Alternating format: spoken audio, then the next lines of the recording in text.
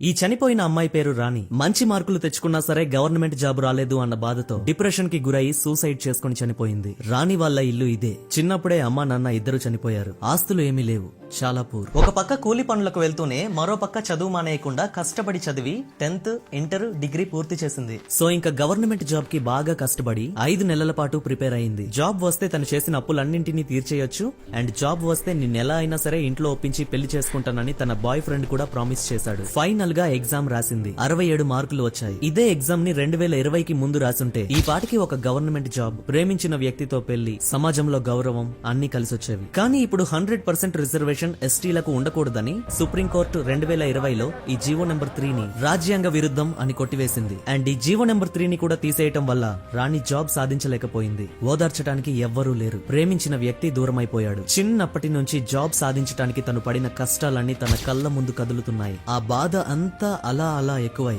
ఆ రోజు రాత్రి తను సూసైడ్ చేసేసుకుంది. ట్రైబల్స్ అంటే నాకు అభిమానమే బ్రో, కానీ రిజర్వేషన్లు ఎందుకు ఇవ్వాలి బ్రో? ఈ అమ్మ ఏ గవర్నమెంట్ జాబ్ నోటిఫికేషన్ పడినా వెంటనే రిజర్వేషన్ కోటా అనుకుని ఊపుకొని వచ్చేస్తారు. మొన్న జరిగిన ఎగ్జామ్ లో కూడా వాళ్ళకి 40 మార్కులు కట్ ఆఫ్ ఇచ్చారు. నాకు 84 మార్కులు వచ్చాయి, అయినా నాకు జాబ్ రాలేదు. కనీసం పాస్ మార్కులు తెచ్చుకున్న రిజర్వేషన్ లో జాబ్ వచ్చేస్తుంది బ్రో. అయినా వాళ్ళు సరిగ్గా చదవరు. ఇంకా వాళ్ళకి జీవో నెంబర్ 3 కావాలంట. 100% రిజర్వేషన్ వాళ్ళకే ఇచ్చేయాలంట. సేమ్ ఒపీనియన్ ఈ వీడియో చూస్తున్న మీలో కూడా చాలా మందికి వచ్చే ఉంటుంది. మన రాజ్యాంగంలో అందరూ సమానమే అన్నప్పుడు మరి అసలు ఈ రిజర్వేషన్లు ఎందుకు? వెనుకబడిన వర్గాల వారికి అసలు రిజర్వేషన్ ఎందుకు ఇవ్వాలి? అసలు ఇంతకీ ఈ జీవో నెంబర్ 3 అంటే ఏంటి? సుప్రీం కోర్టు ఎందుకు రద్దు చేయాల్సి వచ్చింది? ఇవన్నీ తెలియాలంటే కొన్ని సంవత్సరాలు వెనక్కి వెళ్ళాలి.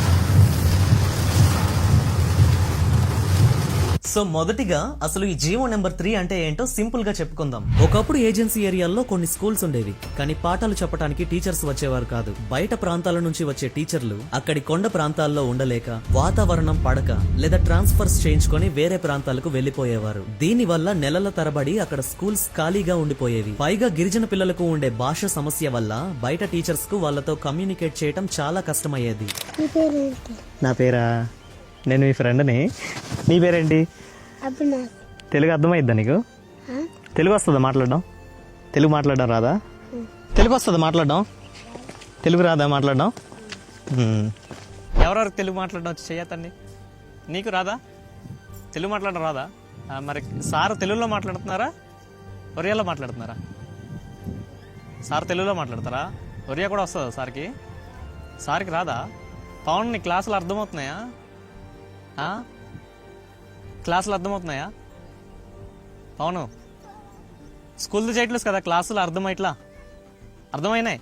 అందుకే అక్కడ పిల్లలకు చదువు అందాలి అంటే అక్కడ లోకల్ వాళ్లే టీచర్స్ గా ఉండాలి అని 2000 ఇయర్ లో మన కంబైన్డ్ ఆంధ్రప్రదేశ్ గవర్నమెంట్ ఒక జీవోని తీసుకొచ్చింది. సో దీని ప్రకారం ఏజెన్సీ ఏరియాస్ లో ఉండే గవర్నమెంట్ స్కూల్స్ అన్నింటిలో టీచర్ పోస్టులన్నీ 100% అక్కడి లోకల్ గిరిజనులకు మాత్రమే కేటాయించాలి అని. కానీ లీగల్ గా ఈ జీవో నిలబడలేదు. సో 2020 ఇయర్ లో సుప్రీంకోర్టు ఈ జీవో రాజ్యాంగ విరుద్ధమని కొట్టివేసింది. ఎందుకంటే రిజర్వేషన్ 50% మించకూడదు కాబట్టి.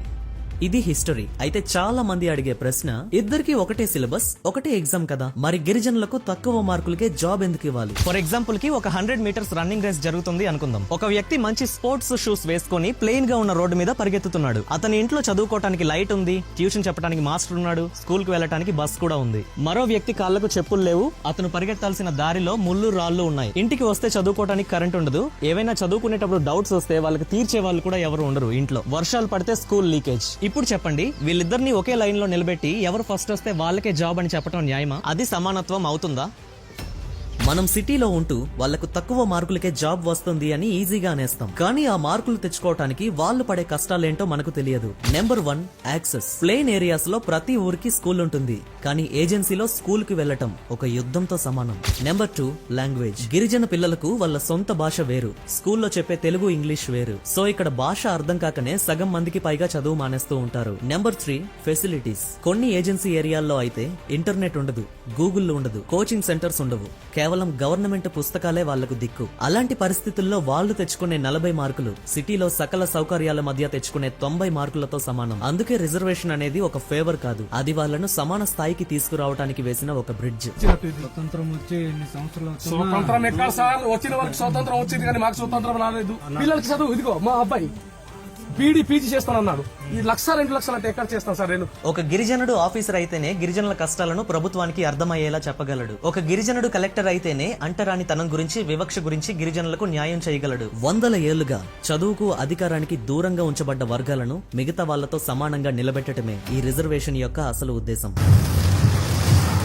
అయితే ఫ్రెండ్స్, ఈ కథ ఇక్కడితో అయిపోలేదు. ప్రతి దాంట్లోని మంచి చెడు రెండు ఉన్నట్టుగానే కాయిన్ కి రెండో వైపు కూడా మీరు ఖచ్చితంగా తెలుసుకోవాలి. రిజర్వేషన్ సిస్టమ్ మీద, ముఖ్యంగా జీవో నెంబర్ 3 మీద ఇంత నెగటివిటీ రావడానికి 3 ప్రధాన కారణాలున్నాయి. Reason number 1, quality and merit. ఇప్పుడు జీవో నెంబర్ 3 ప్రకారం 100% లోకల్ వాళ్ళకే జాబ్స్ ఇవ్వాలి అంటే ఇక్కడ కాంపిటీషన్ చాలా తగ్గిపోతుంది. తక్కువ నాలెడ్జ్ ఉన్న వాళ్ళకి కూడా జాబ్ ఈజీగా వచ్చేస్తుంది. ఎడ్యుకేషన్ విషయంలో ఒక టీచర్ కి సరైన సబ్జెక్టు నాలెడ్జ్ లేకపోతే ఆ క్లాస్ రూమ్ లో ఉండే 40 మంది పిల్లల భవిష్యత్తు పాడైపోతుంది. స్టడీస్ విషయంలో సరిదిద్దుకోవచ్చు, కానీ హాస్పిటల్ విషయంలో అలా ఉండదు కదా. రిజర్వేషన్ ఉంది కదా అని సరైన స్కిల్స్ లేని డాక్టర్ లేదా నర్సు ట్రీట్మెంట్ చేస్తే అది ఖచ్చితంగా పేషెంట్ ప్రాణాలకే ప్రమాదం కదా. అవకాశం ఇవ్వటం ముఖ్యమే, కానీ ఆ అర్హతను పూర్తిగా పక్కన పెట్టేస్తే మళ్ళీ నష్టపోయేది ఆ గిరిజన సమాజమే కదా. అందుకే చాలా మందికి ఈ రిజర్వేషన్ అన్న, జీవో నెంబర్ 3 అన్న అస్సలు నచ్చదు. రిజర్వేషన్ సిస్టమ్ మీద, ముఖ్యంగా జీవో నెంబర్ 3 మీద ఇంత వ్యతిరేకత రావడానికి second point, politics and corruption. ఎప్పుడైతే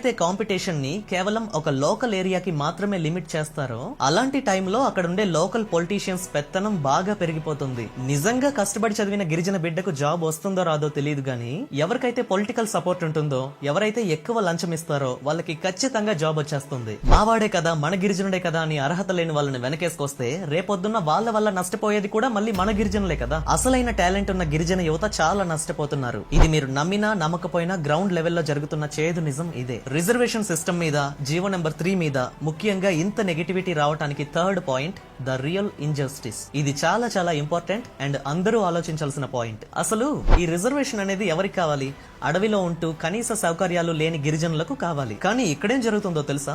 కొన్ని ఎస్టీ కుటుంబాలు ఎప్పుడో చాలా కాలం క్రితమే సిటీలకు వెళ్లిపోయాయి. వాళ్ళ పిల్లలు బెస్ట్ ఇంటర్నేషనల్ స్కూల్స్ లో చదువుతున్నారు, కార్స్ లో తిరుగుతున్నారు, ఇంటర్నెట్ యూజ్ చేస్తున్నారు, అన్ని ఫెసిలిటీస్ ఆల్మోస్ట్ అందుబాటులోనే ఉన్నాయి. కానీ ఎగ్జామ్స్ టైం వచ్చేసరికి మాత్రం వాళ్ళు కూడా అదే ఎస్టీ రిజర్వేషన్ కోటాలో పోటీ పడుతున్నారు. దీని వల్ల ఏం జరుగుతుంది? అడవిలో ఏమీ లేని గిరిజనుడికి, సిటీలో అన్ని సౌకర్యాలు ఉన్న గిరిజనుడికి మధ్య పోటీ పెరిగిపోతుంది. సో ఆబ్వియస్ గా సిటీలో చదివిన వాడే జాబ్ కొట్టేస్తాడు. దీన్నే క్రీమీ లేయర్ అంటారు. అంటే రిజర్వేషన్ ఫలాలు అందాల్సిన వాడికి అందకుండా ఆల్రెడీ బాగా సెటిల్ అయిన వాళ్లే మళ్ళీ మళ్ళీ లాభపడుతున్నారు. ఇలా వాళ్ళలో వాళ్ళకే పోటీ పెట్టి వాళ్ళ అవకాశాలను కూడా సిటీ వాళ్ళే తన్నుకుపోతున్నారు.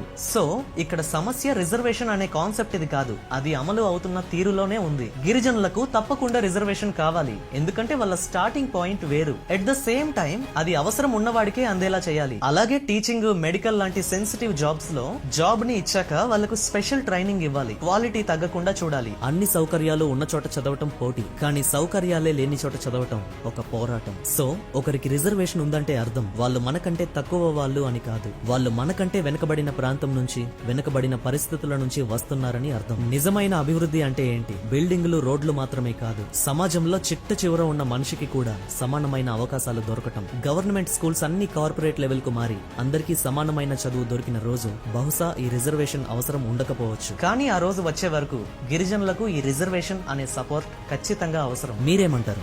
మీ అభిప్రాయాన్ని కమెంట్ చేయండి.